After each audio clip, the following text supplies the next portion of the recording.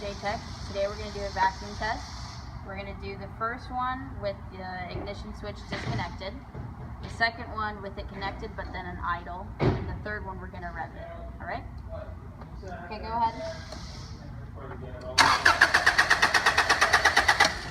And if you look here, alright, so now we're going to look for the results to see if it's going to, or how much it's going to move when we do it without the ignition plugged in. Go.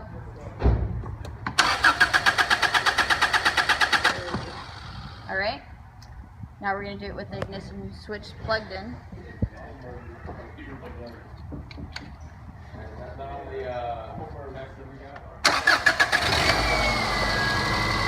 Alright, as you can see it went to like 22.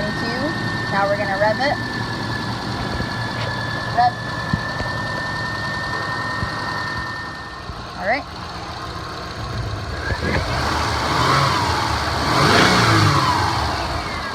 And it changed and went to 25.